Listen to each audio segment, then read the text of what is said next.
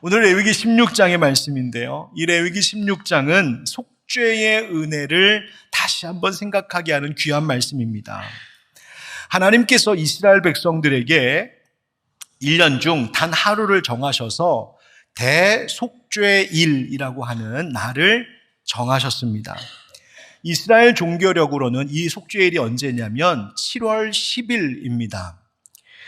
이스라엘 종교력이라는 게 뭘까? 출애굽기 12장 2절 말씀에 보면 하나님 말씀하시기를 이 달을 너희에게 달의 시작 곧 해의 첫 달이 되게 하라 명령하십니다.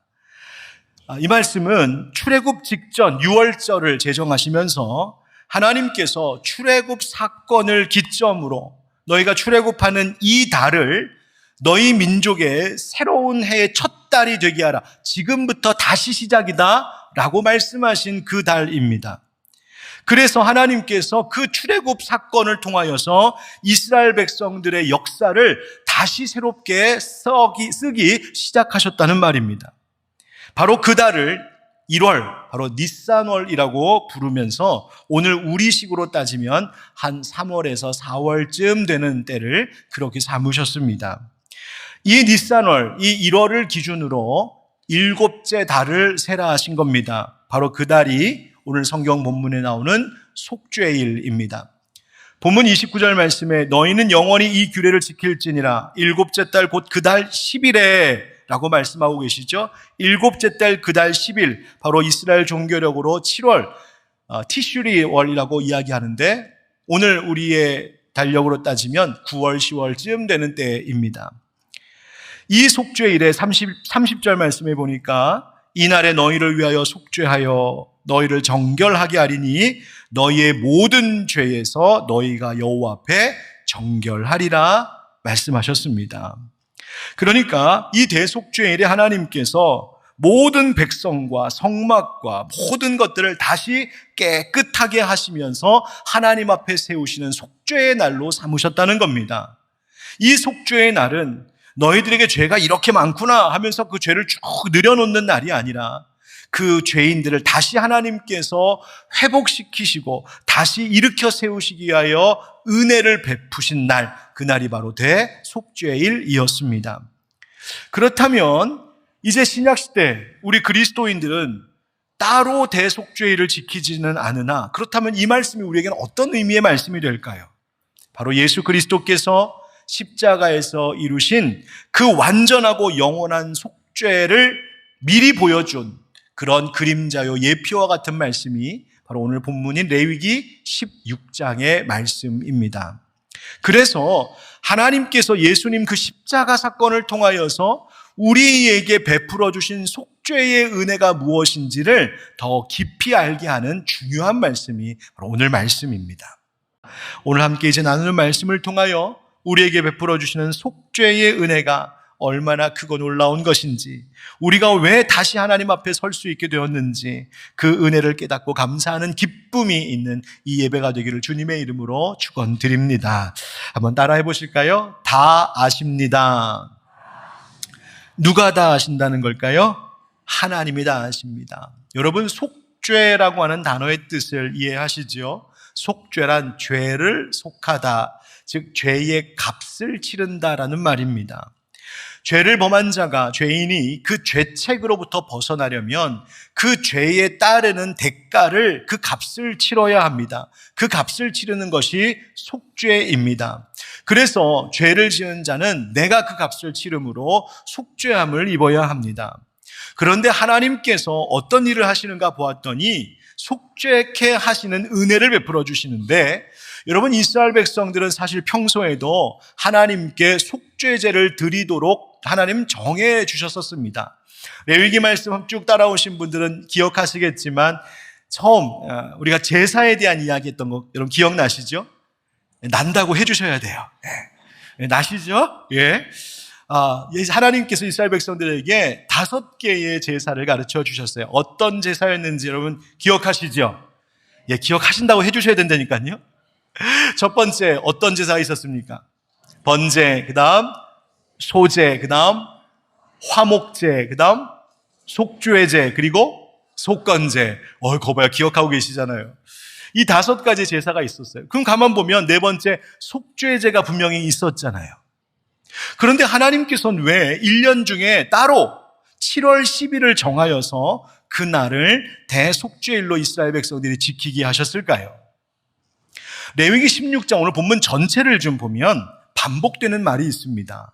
16절 예를 들어 곧 이스라엘 자손의 부정과 그들이 범한 모든 죄로 말미암아 지성소를 위하여 속죄하고 또 그들의 부정한 중에 있는 회막을 위하여 그같이 할 것이요 말씀하시죠. 모든 죄라고 말씀하십니다.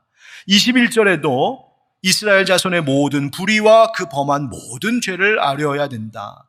22절에 그들의 모든 불의를 지고 간다. 30절에도 너희의 모든 죄에서 너희가 여호와 앞에 정결하리라. 34절에도 이스라엘 자손의 모든 죄를 위하여 1년에 한 번 속죄할 것이니라 말씀하십니다. 모든 죄, 모든 부정, 모든 불의, 이와 같은 표현이 강조되어 반복되고 있습니다. 무슨 뜻일까요? 하나님이 모든 죄와 모든 불의한 것들을 다 아신다는 뜻입니다. 여러분, 하나님은 우리의 죄의 어떠한 일부분만 아시고 우리가 숨길 수 있는 것이 아닙니다. 하나님께서는 우리의 죄 가운데 좀 덩치가 큰 죄, 좀 중범죄, 그런 것만 다루시겠다고 말씀하지 않으십니다. 모든 죄, 모든 불의, 모든 부정에 대해서 하나님 지금 말씀하고 계십니다. 왜 대속죄를 따로 정하셨을까?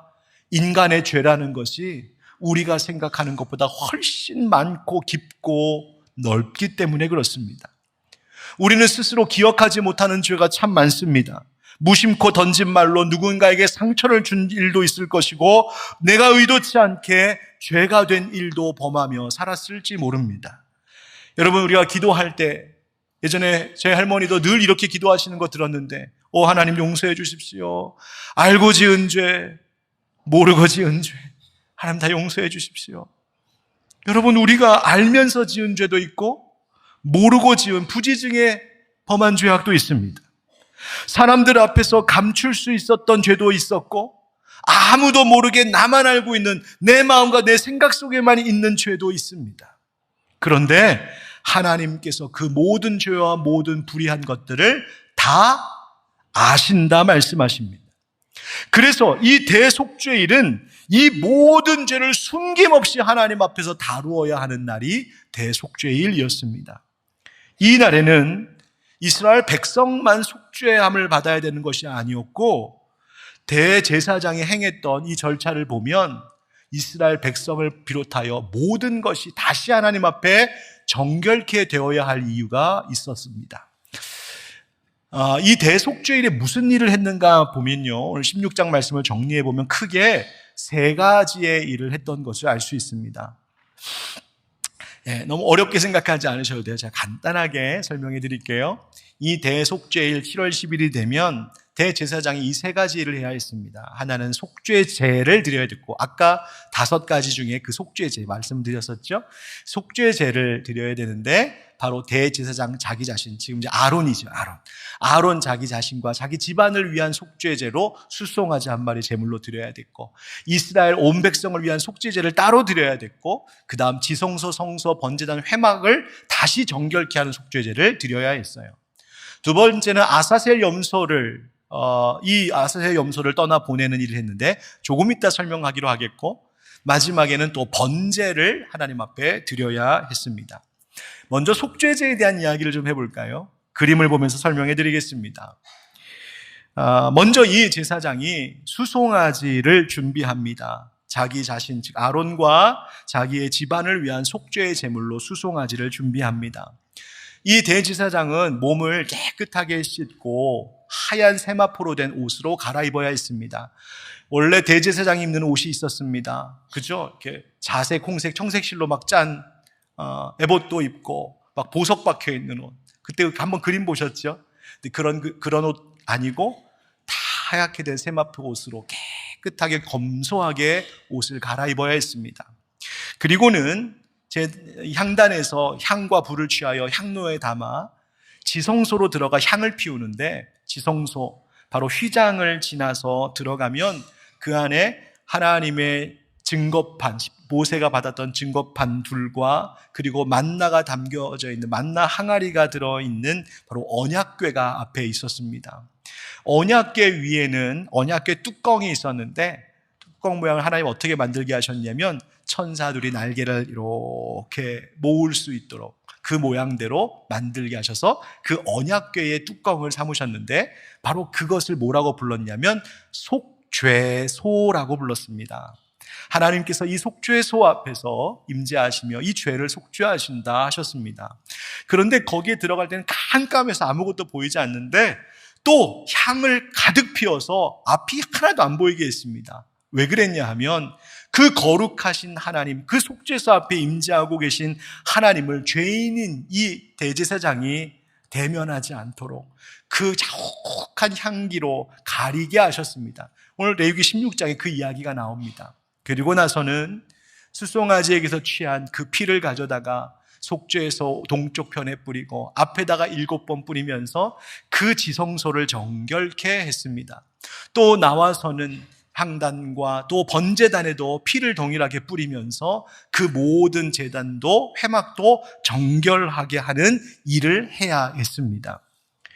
다시 말하면 여러분, 대제사장 자기 자신과 자기의 집안을 먼저 속죄하는 정결의 예식을 치르고 성막도 다시 정결하게 하고 제단도 정결하게 하고 온 이스라엘 백성들도 다 정결케 하는 이 예식을 치르게 하셨습니다.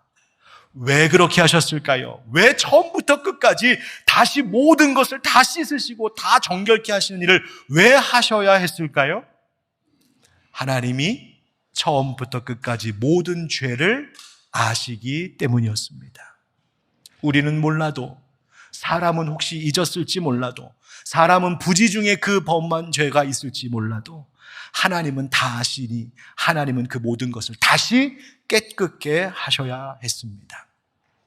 그래서 우리를 회복시키시기 위하려는 것입니다. 다윗은 시편 139편에 그래 이렇게 노래합니다. 여호와여, 주께서 나를 살펴보셨으므로 나를 아시나이다. 주께서 내가 앉고 일어섬을 하시고 멀리서도 나의 생각을 밝게 하시오며 나의 모든 길과 내가 눕는 것을 살펴보셨으므로 나의 모든 행위를 익히 아시오니 여호와여, 내 혀의 말을 알지 못하시는 것이 하나도 없으시니이다. 하나님 모든 걸 다 아십니다. 히브리서 기자도 말합니다. 이 말씀 같이 읽어봅시다. 시작. 지으신 것이 하나도 그 앞에 나타나지 않음이 없고 우리의 결산을 받으실 이의 눈앞에 만물이 벌거벗은 것 같이 드러나느니라. 아멘.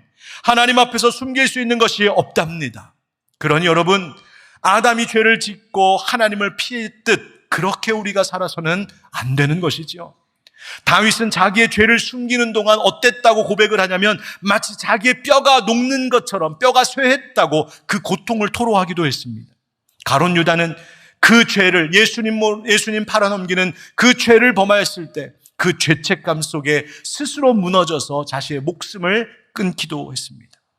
그러나 예수님을 3번이나 부인했던 베드로는 어떻습니까? 예수님 다시 만났을 때에 주님이 그를 일으켜 다시 시작하게 하셨습니다. 사도 요한은 그래서 주님의 마음을 이렇게 전합니다. 만일 우리가 우리 죄를 자백하면 그는 미쁘시고 의로우사 우리 죄를 사하시며 우리를 모든 불의에서 깨끗하게 하실 것이요. 아멘. 여러분, 이 말씀을 믿으십니까? 이 죄 용서 정결케 하심의 은혜가 우리에게도 임한 것인 줄 믿으십니까? 아멘. 그러면 여러분, 속죄의 은혜를 믿고 아는 사람은 죄를 더 이상 숨기지 않습니다. 숨는 대신 그 죄의 문제를 가지고 하나님 앞에 나아갑니다. 십자가 앞에 내려놓습니다. 하나님, 이 죄인 다시 왔습니다. 용서해 주십시오. 씻어 주십시오. 하나님, 나를 다시 일으켜 시작하시는 하나님이신 줄 믿습니다. 바로 그 속죄의 은혜를 구하는 것이죠. 사랑하는 성도 여러분, 모든 것 아시는 우리 하나님께 나의 모든 죄와 불의한 것들, 부정한 것들 가리지 마시고 숨기지 마시고 하나님 앞에 다 자백하심으로 주님 베풀어 주시는 용서의 은혜, 씻겨주시는 그 사랑, 그것 누리며 하나님 앞에 기뻐하시는 이 날이 되기를 주님의 이름으로 축원드립니다. 두 번째 따라합시다. 다 옮기셨습니다. 무엇을? 모든 죄를 옮기셨다는 말입니다. 여러분, 대속죄일이라고 하는 이 이름을 히브리어로는 욤 키푸르라고 말합니다. 욤이라고 하는 것은 a day, 날이면 날, day. 그 다음에 키푸르라는 말은 카파르라는 동사에서 왔는데 바로 덮다, 깨끗하게 하다. 그러니까 이 대속죄일은 그냥 너의 죄가 1번부터 100번까지 이거다. 그거 고발하려고 있는 시간이 아니라 하나님께서 그 모든 죄를 덮으시고 깨끗하게 씻으시는 은혜의 날이라는 말입니다. 그런데 이 일을 위하여, 씻으시기 위하여서 하신 일이 있습니다. 하게 하신 일이 있습니다. 그것이 뭐냐면 바로 아사셀 염소에 대한 이야기입니다. 화면을 보여주시면요, 아사셀 두 번째 절차가 바로 이거라고 말씀을 드렸었죠.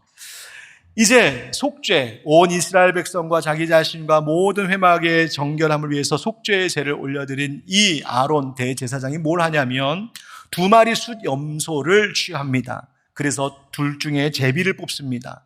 그래서 한 마리는 여호와를 위한 속죄의 제물로 올려드리는 염소, 하나는 아사셀을 위한 염소라고 이렇게 합니다.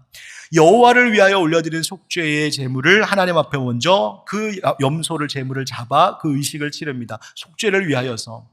아사셀을 위한 염소라고 하는 것은 뭐냐면 이제 그 하나 남은 염소 위에다가 대제사장이 2손을 얹어 안수합니다. 2손이라고 하는 말도 중요한데 두 손을 옮겨 안수했다는 것은 그만큼 지금 이스라엘 백성들의 무거운 죄에 대해서 다루고 있음을 이야기합니다.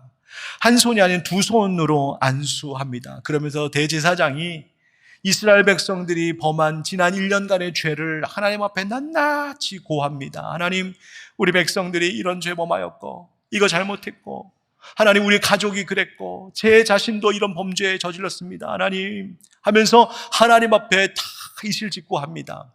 그러면 그 모든 이스라엘 백성들의 죄가 바로 이 숫 염소에게 전가된다고 하나님 말씀하십니다. 옮겨져 간다는 것입니다. 그리고 나면 이를 맡은 자가 바로 이 염소, 이 아사셀을 위한 염소를 데려다가 회막 밖으로 나갑니다. 그다음에 광야로 끌고 갑니다. 한참을 갑니다. 어디까지 가느냐? 오늘 말씀에 21절, 22절 말씀에 보면 염소가 그들의 모든 부리를 지고 접근하기 어려운 땅에 이르거든. 그러니까 그 모든 이스라엘 백성들의 죄를 짊어진 염소가 다시 이스라엘 백성들의 진영으로 혼자 돌아오지 못할 정도로 멀리까지 가서 떠나보내고, 즉 버리고 돌아오라는 것입니다. 후대 유대인들의 전승인 미시나를 보면 그 염소를 그냥 떠나보내는 정도가 아니라 그 광야 끝에 절벽 밑으로 밀어 떨어뜨려 죽이기까지 했답니다. 혹시나 이 염소가 엄청 똑똑해갖고 혼자 돌아올까봐. 중요한 의미는 무엇이냐면 이 이스라엘 백성들의 모든 죄가 염소에게 전가되고 이 염소가 다시는 돌아오지 못하게 하므로 죄가 다시는 돌아오지 못하게 하는 것을 의미합니다. 누가 떠오르십니까? 예수 그리스도. 세례 요한은 그 예수님을 바라보면서 말했습니다. 보라, 세상 죄를 지고 가는 어린 양이로다.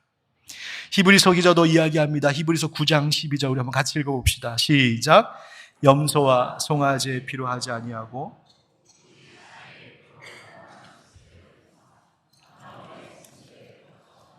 아멘.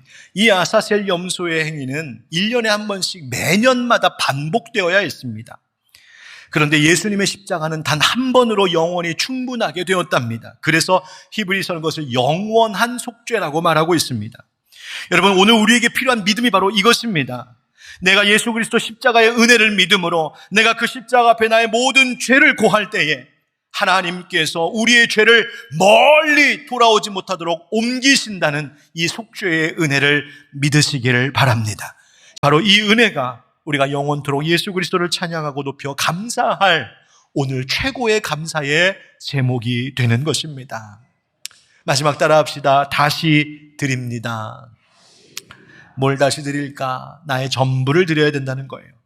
여러분, 대속죄일의 의식, 이 아사셀 염소를 광야로 떠나보내는 것으로 다 끝난 것이 아니었습니다. 레위기 16장을 읽어보면 마지막에 하나가 더 있습니다. 세 번째, 바로 번제입니다.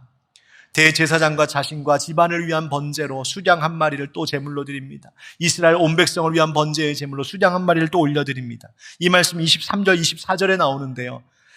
아론이 회막에 들어가서 지성소에 들어갈 때 입었던 세마포 옷, 아까 입었던 그 하얀 옷은 이제 다 벗어 거기에 두고 나옵니다. 거룩한 곳에서 물로 다시 몸을 씻고 자기 옷을 입고 나와서 자기의 번제와 백성의 번제를 드려 자기와 백성을 다시 한번 속죄해야 했습니다. 여러분, 이 번제의 의미를 기억하십니까? 번제의 의미, 목적, 중요한 거 특징이 뭐였냐면 번제는 제물을 남김없이 불살라 하나님 앞에 올려드리는 것이었습니다. 즉 전적인 헌신을 의미하는 것이 번제였어요. 그래서 여러분, 이것이 대속죄일의 마지막 모습이었습니다. 하나님, 죄 용서함 받게 하셔서 감사합니다. 하나님, 나 씻어주셔서 감사합니다. 한 자는 이제 하나님, 나의 앞으로의 삶은 하나님 것입니다라고 올려드리는 것이 대속죄의 은혜였습니다. 여러분, 속죄는 끝이 아니라 새로운 시작이라는 것을 잊지 마십시오. 만약 이스라엘 백성들이 대속죄일에 야, 우리의 죄가 다 속하였다, 이제 좀 맘 편히 살겠네, 앞으로 1년 동안 내 마음대로 살아도 되겠다, 1년 있다가 또 이렇게 하나님 용서하실 거니까 1년 열심히 그냥 내가 하고 싶은 대로 하면 살자, 여러분 그러면 됐을까요? 그렇게 살라고 하나님이 이 속죄일을 허락하셨을까요? 천만에요. 속죄의 은혜를 입었다면 하나님, 이제 번제의 향기로운 제물과 같이 나는 온전히 하나님 것입니다라고 하며 나의 삶을 드리기를 결단하는 것이 대속죄일을 지키는 고백이었습니다. 신약도 마찬가지입니다. 사도 바울이 그래서 그 유명한 로마서 12장 1절의 말씀을 전하고 있는 것이죠. 우리 이 말씀 다시 한번 읽어봅시다. 시작. 그러므로 형제들아, 내가 하나님의 모든 자비하심으로 너희를 권하노니 너희 몸을 하나님이 기뻐하시는 거룩한 산제물로 드리라. 이는 너희가 드릴 영적 예배니라. 아멘. 그러므로 너희들은 산제물 내야 된다. 무엇 때문에? 바로 앞서 말하는 바울이 이야기하는 하나님께서 십자가의 은혜로 우리의 죄를 용서하시고 씻으시고 의롭게 여겨주시고 구원해 주신 그 속죄의 은혜를 받은 우리인이 이제는 그 삶을 거룩한 산제물로 하나님 앞에 올려드려야 된다는 겁니다. 사랑하는 성도 여러분, 오늘 여러분은 하나님 앞에 무엇을 드리기 위하여 나오셨습니까? 일주일에 한 번 1시간 남짓 예배 드리고 가면 그것으로 다 되는 것일까요? 하나님 앞에 헌금 드리고 봉사로 재능 드리고, 물론 다 귀한 일이긴 합니다만 하나님이 진짜 원하시는 것은 뭔지 아십니까? 내 삶의 전부입니다. 이제 말씀을 마무리하겠습니다. 여러분, 오늘 대속죄일의 과정을 보면서 하나 기억해야 할 것이 있습니다.